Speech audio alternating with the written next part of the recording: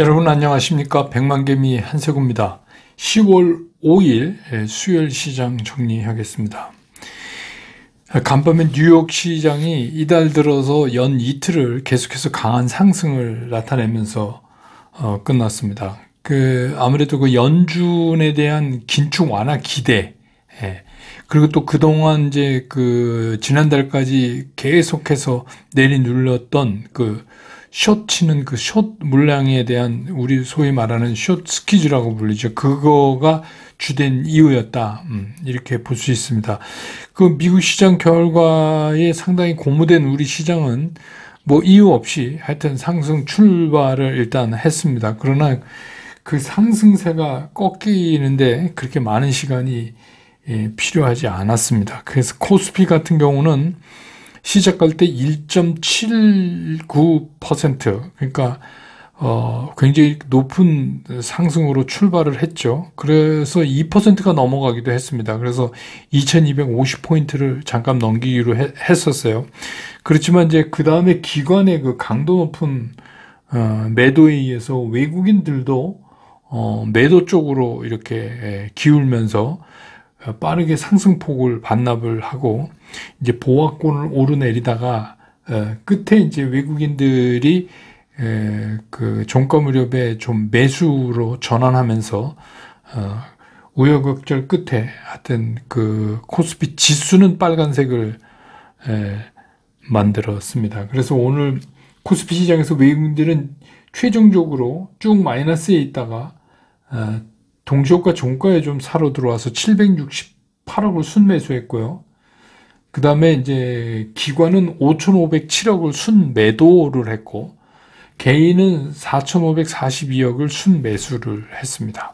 그래서 오늘 코스피 지수는 2,215.22포인트, 어제보다 0.26% 상승하면서 장을 마감을 했습니다. 코스닥도 마찬가지로 1.4%나 뛰면서 출발을 했지만 이게 외국인하고 기관들이 역시 매도를 해서 하루 종일 매도 쪽에 있었습니다. 그리고 특히 이제 코스닥에서는 외국인들의 매도가 눈에 띄게 늘어나는 그런 모습을 보였습니다. 그래서 코스닥에서 외국인들은 오늘 좀 비교적 많이 팔았어요. 2,689억을 순매도했고요. 그 다음에 기관은 562억을 순매도했고 개인만 3,263억을 순매수했습니다. 그래서 오늘 코스닥 지수는 685.34포인트, 어제보다 1.64%가 하락을 하면서 끝냈습니다. 기술적으로는 두 시장 다 좀 비교적 긴 음봉을 만들었다는 거. 그 다음에 이제 달러 환율 같은 경우는 어제 이제 아시지만 달러 인덱스가 좀 떨어졌잖아요. 그래서 110대로 이제 내려앉으면서 오늘 이제 원달러 환율은 서울시장에서 1,410원 10전으로 마감을 했습니다. 그 다음에 이제 시가총액 상위를 보면 오늘 외국인들이 768억밖에 안 샀지만, 근데 주로 이제 삼성전자를 2255억을 샀고요. LG 에너지 솔루션을 236억 샀고, SK 하이닉스는 2127억을 샀습니다. LG화학도 92억, 현대차 62억, 삼성 SDI 319억, 카카오 25억, 셀트리온 36억, 요게 단데, 이제 눈에 띄는 게 네이버를 어제에서 오늘도 4,173억이나 순매도를 했습니다. 외국인들이. 반면에 이제 기관이 매수한 거를 시가총액 상위에서 보면 LG 에너지 솔루션을 기관이 422억을 샀어요. 그 중에 이제 연기금이 172억을 사고, 그 다음에 이제 삼성 바이오로직스야 10억 정도니까 거의. 그런데 기관이 네이버를 453억을 순매수했습니다. 그래서 오늘 시가총액 상위 중에서 외국인과 기관이 동시에 매수한 종목은 LG 에너지 솔루션입니다. LG 에너지 솔루션을 양쪽에서 샀고, 이제 어제 제가 줌 라이브에서는 이제 말씀을 드렸습니다만, 네이버에 대해서 많이들 갖고 계시고 또 물어오시고 그랬는데, 이 포시마크 중고거래 사이트죠. 우리나라 말하면 당근마켓 같은 겁니다. 그런데 이거를 이제 2조 3천 정도, 우리 돈으로 그렇게 인수한다. 이런 얘기가 이제 나오니까 이렇게 달러도 강달러인데 이거 왜 인수하냐. 이런데 실제로 이제 그 안에 현금이 있기 때문에 포시마켓 한 1조 7천 정도 드는 거예요. 근데 이제 이게 우리나라는 왜 이렇게 된 거냐면 강달러인데 네이버가 이거를 확장한다. 이렇게 얘기하면서 증권사 리포트도 좀 나쁘게 나왔고 또 한 증권사에서는 뭐 앞장서서 목표가를 좀 내리고 매수해서 매도로 전환하고 뭐 이런 것들 때문에 이제 어제 오늘 연달아서 지금 연타를 맞고 있는데 제가 보기엔 이거 오히려 제 생각엔 이제부터는 네이버하고 카카오를 좀 유심히 봐야 되는 거 아닌가 이런 생각도 들어요. 그러니까 지금 당장 이게 산다 이런 게 아니라 왜 여러분 이런 거 있잖아요. 나 얘를 적금 들래 하는 느낌.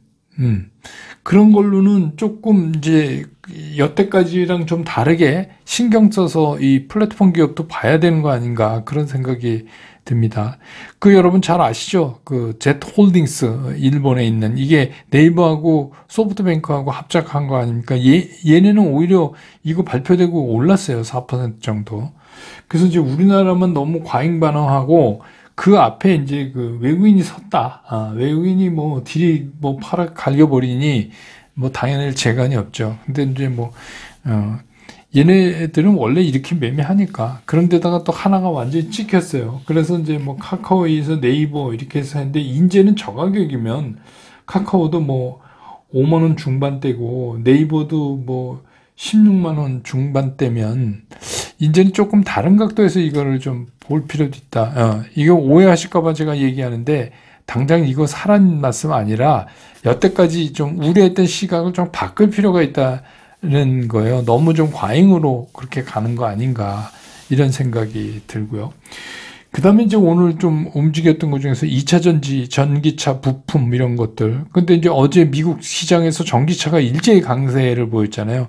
리비아는 무려 13%나 올랐고, 니콜라도 11% 올랐고, 루시드도 9%, 테슬라가 이제 2% 오르고 많은데, 테슬라 이제 뭐 트위터 쪽이 이제 많이 올랐는데, 그거 때문에 이제 테슬라는 그랬던 것 같고, 근데 이제 리비안이 그 3분기에 7천여 대를 생산했다 이거예요. 이게 이제 분기 기록으로는 최고다. 그렇게 해서 13%랑 오른 게 이제 오늘 우리 시장에 영향을 줬고, 특히 이제 오늘 LG 에너지솔루션이나 삼성 SDI 같은 경우, 2차 전지, 실메이커 같은 데는 이제 실적이 좋을 것이다. 그러니까 호실적을 전망하고, 그래서 이제 믿을 거는, 이제 실적 장세로 가니까 이것밖에 없다. 그래서 또 뭐 그런 것들이 움직인 것도, 있고, 또 외국인들이 또 그런 차원에서 적극적으로 산 것도 있고 그렇습니다. 그 다음에 이제 정유, 유가 상승 수혜주 이런 거요. 아시지만 이제 오늘 저녁인가요? 그러니까 현지 시간 5일이라고 했으니까 오늘 저녁쯤 되겠네요.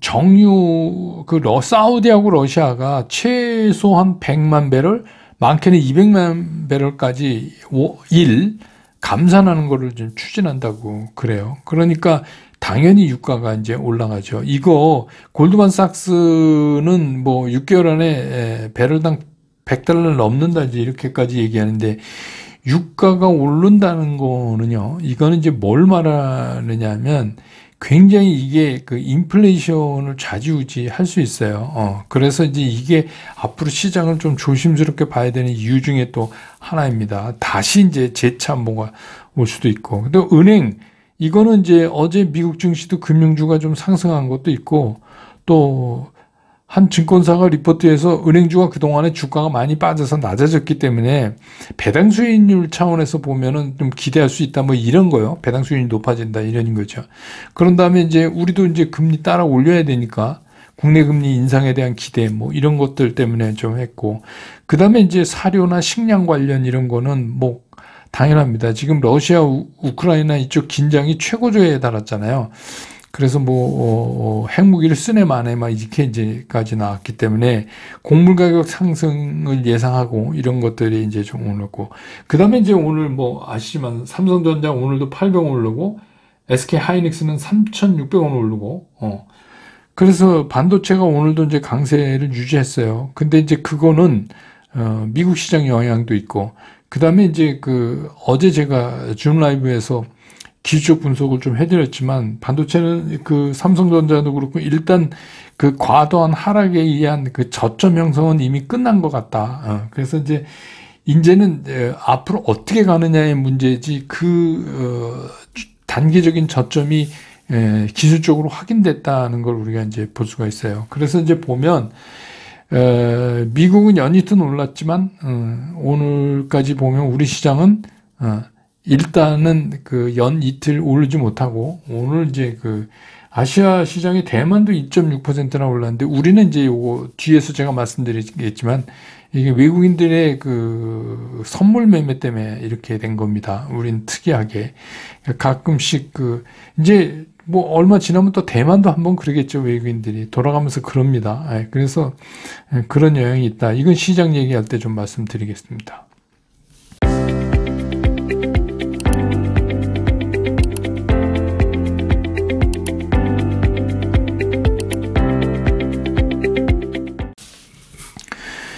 시장을 보면 미국 시장이 어제 움직인 게 두 가지 이유예요. 하나는 뭐냐면 기대, 하나는 수급. 이 두 가지 때문에 이제 상승을 한 거예요. 근데 이제 기대는 뭐냐면 이런 겁니다. 연준이 긴축을 좀 완화하지 않을까? 하는 기대예요.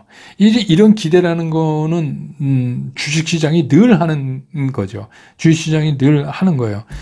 근데 이제 그걸 뒷받침할 수 있게 막 자꾸 힘을 얻게 해준 게 뭐냐면 호주가 원래 50bp 올리려고 금리를 했는데 25bp만 올렸단 말입니다. 그러니까 호주처럼 미국도 이러는 거 아니야? 경기 침체 우려 이런 것 때문에 이제 그런 기대감이 생기게 만들었고, 또 한 가지는 우리가 졸트라고, JOLTS, 졸트라고 얘기하는 구인구직 보고서가 어제 나왔잖아요. 근데 이제 그게 팬데믹 이후에 최대폭으로 감소했어요. 그래서 원래는 한 1109만에서 1150만 정도 봤는데 이게 1005만 정도, 그러니까 한 103만이 낮아진 겁니다. 그렇게 되면 어떻게 돼요? 고용시장이 위축되니까 인플레이션이 이제 감소될 거고, 경기 위축 신호 아니냐, 이렇게 이제 시장에서 받아들인 거예요. 그것도 역시 최종 길은 똑같아요. 그러니까 연준이 세게 못하겠지. 다 이제 그 길로 향하고 있어요. 모든 것들이. 거기다가 이제 수급은 지난달 계속 이제 숏이 이기는, 롱보다 숏이 이기는 시장이었잖아요. 그랬던 이제 그 물량들이 숏 스퀴즈를 들어가면서 이제 매수로 바뀌니까 이게 끌어올린 그 두 가지입니다. 그러니까 기대와 수급이 미국 시장을 움직였다, 이렇게 이제 보는 거예요. 근데 이제 우리 시장은 이미 이제 지난 주말 금요일 날 영상을 여러분 보시면 알지만, 금요일 날 제가 말씀드렸잖아요. 왜 외국인들은 오늘 느닷없이 삼성전자와 SK 하이닉스를 샀을까? 근데 이제 그때 여러분이 보시면 알지만 외국인들이 그때 이미 선물을 사기 시작했어요. 그러니까 지난달 말부터 선물을 차곡차곡 쌓아갔어요. 그러면서 이제 지난 주말에 한번 삼성전자, SK 하이닉스, LG 에너지 솔루션 이거 세 개 땡기면 끝나는 거 아닙니까? 그래서 이제 추정 집수를 탁 위로 튀겨 올리는 작업을 한번 했죠. 그래서 이제 그러면서 어제는 어떻게 됐냐? 어제는 이제 외국인들이 이제 미국 시장 좋게 끝났으니까 집중 매수를 우리도 하는데, 어떤 거를 집중 매수했냐? 어제 제가 말씀드렸지만 시가총액 상위 7개 종목, 8번째도 아니에요. 7개까지 해서 거기를 집중 매수했어요. 그 얘기는 뭐냐면 어저께 외국인들은 우리나라 지수를 올리기에 모든 힘을 다한 거예요. 그러니까 어저께 53포인트나 올랐잖아요. 53.89포인트나 올랐잖아요. 그 얘기 무슨 얘기냐? 그러는 과정에서 외국인들이 순매수로 하던 선물을 어제 급격하게 줄였어요. 외국인들이 어제 그 선물을 급격하게 줄여버렸어요. 그래갖고 어제 끝날 때는 1295억에 끝났지만 실제로는 한 6천억 정도 플러스가 나 있었어요. 그러면 어저께도 8천억 정도 때렸다는 얘기잖아요. 순간적으로. 그때 어떻게 해요? 고점일 때.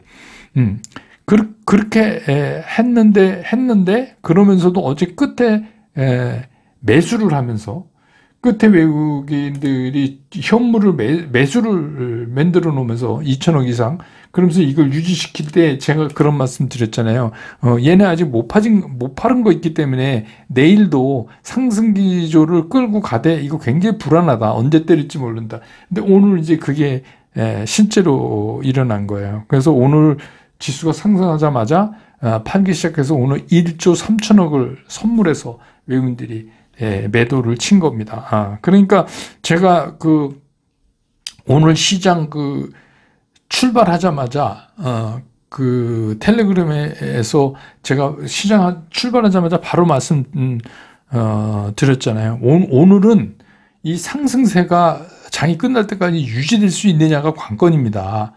그런 말씀을 드렸어요. 그래서 보기에 따라서 어떤 분이 이게 뭔 소리냐 지금 1점 몇 포인트 미국도 어제 빵빵하게 올라가고 이렇게 가는데 이 사람 무슨 소리를 하는 거지 그러셨을 거예요. 그런데 그게 뭐냐면 그러면서 제가 거기에 덧붙였죠. 오늘 종가에 빨간 색깔이 돼도 코스피가 별 의미 없다. 그거는 왜냐하면 얘네 다 파니까 현물 다 팔고 선물 다 팔고 나니까 다 팔았어요. 선물 다 팔았어요. 그러니까 선물 이제 그동안 뭉쳐놨던 거 이렇게 훅 올리면서 다 팔고 나니까 현물을 이제 산다고 제가 그랬잖아요. 분명히 그럴 것 같아요. 그러니까 오늘 현물 시장에서 끝날 때 어떻게 됐어요? 갑자기 플러스 767억으로 동시효과 전까지만 해도 마이너스였습니다. 그렇게 했잖아요. 그건 왜? 그렇게 이제 끝에 조금 여운을 남겨서 살려놔야 자기네 이제 이거 현물 팔죠. 예. 그러니까 이게 어떻게 보면 얘네들 그냥 한 2박 3일 예.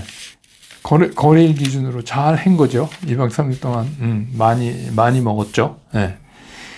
그러니까 이게 이제 시장을 볼 때 우리가 이제 자꾸만 지금 조급증이 있어서 그러는데 시장을 천천히 이렇게 좀 담담하게 보실 필요가 있어요. 왜냐하면 지금 시장이 갑자기 큰일 나서 막 폭등하고 막 그러는 거 없거든요, 지금. 그러니까 좀 냉정하시라 이제 제가 자꾸 그런 말씀을 드리고 텔레그램에도 냉정하세요. 이렇게 얘기하는 게 이제 그런 거예요. 호랑이한테 물려가도 정신은 차려야 될 거 아닙니까? 우리가 외국인처럼 막 이렇게 해서 막 선물 땡기고 현물하고 이런 거 잘 못하지만 그렇지만 얘네들이 뭘 하는지는 보고 있어야 우리가 되는 거 아니냐. 그래서 오늘 이제 썸네일 제목이 최악은 아직 오지 않았다.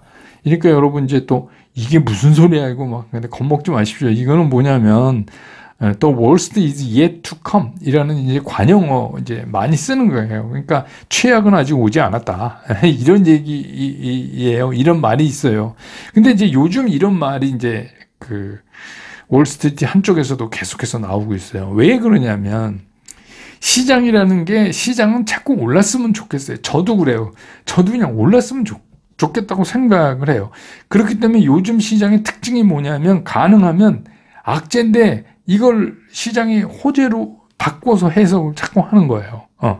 그러니까 진짜 이거 이제 안간힘을 쓰는 거죠. 이해는 돼요, 이해는.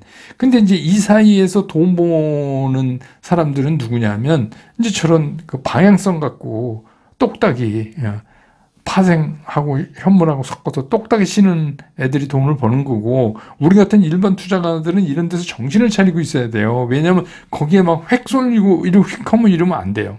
그러니까 소위 이제 미국에서 악재도 호재로 바꾸는 대표적인 게 뭐냐면 소위 연준의 피봇이라고 그러죠. 연준이 이렇게 돌아선다는 얘기 아닙니까? 그러면 연준이 지금까지 하던 긴축 정책의 방향을 바꾼다. 이걸 자꾸 기대하는 거예요. 근데 제가 보기엔 이게 쉽지가 않아요. 연준이 이런 걸 바꾸려면요. 심각한 금융 시스템 붕괴가 온다거나, 아니면 아주 그냥 충격적인 경기 침체가 온다거나 그런 거 전까지는 저는 연준은 그냥 가던 길을 갈 것 같다는 생각이 들어요.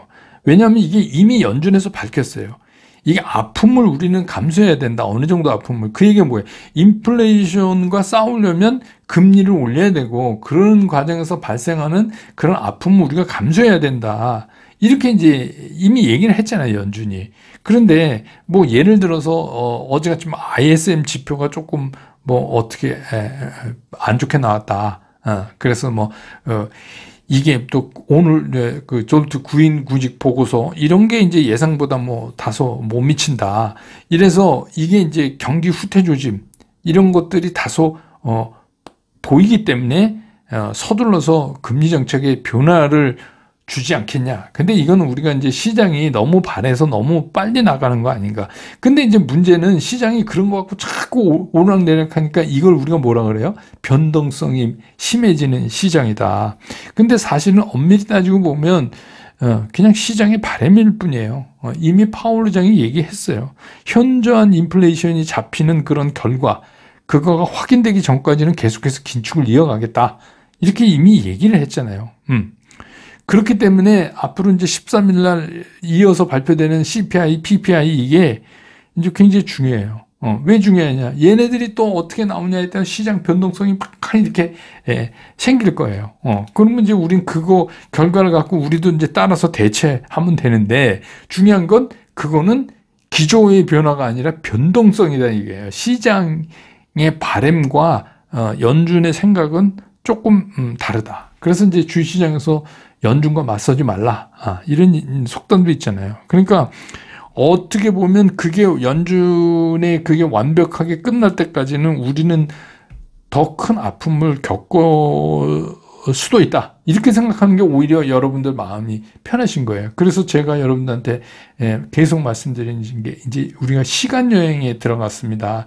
근데 짧지 않은 시간 여행을 끝내고 나면 그러면 강세장은 반드시 온다는 거예요. 그게 점점 다가오고 있다. 근데 지금은 이제 이렇게 10월 초에 한번 드러났기 때문에 제 바람이 있다면 이게 박스권으로 갈 가능성이 있다. 박스권이 뭐예요? 위에 부딪히고 밑에 부딪히고 막 이러는 거 아닙니까? 그러니까 제가 지금 말씀드린 건 무슨 CPI, PPI 뭐 이런 거 지수들이 나올 때마다 시장은 이렇다고 생각하고 또 그러다 보면 그게 아닌 것 같고 막 이런 거예요. 그러니까 왜 이런 현상이 일어나느냐. 지금 뭐 달러가 조금만 약해지면 또 그 채권 금리가 조금만 뭐 고개 숙이면 그냥 조급증이 나는 거예요. 그건 이제 두 가지 이유예요. 그냥 내가 남보다 먼저 빨리 가서 벌어야지 막 이렇게. 근데 그게 빨리 간다고 꼭 버는 거 아닙니다, 여러분. 이게 주식시장에 폭탄 떨어지는 데는 똑같아요. 앞장서서 뛴다고 그 사람이 꼭 폭탄 안 맞아요. 먼저 맞을 수도 있어요. 그러니까 왜 이러냐면 내가 먼저 가려는 조급증하고 또 한 가지는 우리가 학습 효과예요. 그동안 시장에 어려움이 있을 때마다 연준이 나서서 다 해결해 줬잖아요. 그러니까 이제 그런 거예요. 믿는 게 있어요. 근데 그게 코로나 팬데믹 때 살려준 거하고 지금하고는 조금 그게 차원이 다른 거고 의미도 다르다는 거를 이제 우리가 인식을 해야 돼요. 그러니까 뭐 이렇게 우리 시장도 뭐 그런 거 있을 때마다 시장이 막 이렇게 변동성이 커서 요동을 치면 외국인만 좋게 생겼어요. 그런데 우리도 이런 거예요. 이제 박스권을 가면 두 가지 전략이 필요해요. 시장을 길게 보는 전략하고 단계적인 전략이 항상 필요해요. 어떤 분은 그래서 계좌를 둘로 나눈다 그래요. 길게 가는 것만 하는 계좌 있고 단계적으로 트레이딩하는 계좌가 있고. 그런데 이제 어차피 제가 지금 이제 예측컨대 박스권을 상당 기간 끌어가지 않겠는가 몇 주 동안. 만약에 그렇게 되면 거긴 트레이딩 영역이죠. 근데 난 그거 자신 없어서 겁나서 못하겠다 이러면 아니면 그냥 긴 시장 스코프만 가지고 그냥 가세요. 그리고 그게 난 좀 해보고 싶다 그러면 일부 트레이딩만 하시는 거예요. 트레이딩 빠는 거잖아요. 실적이 괜찮고 기업 괜찮은데 무슨 얘기 나와갖고 좀 빠지면 샀다가 오르면 바로 탁탁 끊어내는 이제 그게 트레이딩 매매 아닙니까? 지금은 이제 그것밖에 할 수 없는 이제 쪽으로 다시 좀 갔어요. 그래서 제가 늘 말씀드리지만 지금은 더 큰 그 실제 강세장을 기다리면서 우리가 시간 여행을 하는 시기다. 이렇게 말씀드릴 수가 있겠습니다. 오늘 시장 정리 이렇게 하고 내일 또 장 끝난 다음에 저는 다시 여러분 곁으로 돌아오겠습니다. 여러분 고맙습니다. 투자스쿨에서 여러분들한테 전달해 드릴 메시지는 최종적으로 간결하다, 쉽다, 치우침이 없다. 이거를 제가 여러분들한테 강조를 드리는 거예요. 저는 앞으로 이제 여러분들과 함께 이렇게 하려고 합니다. 여러분과 함께 성공 투자로 갈 수 있으면 좋겠습니다.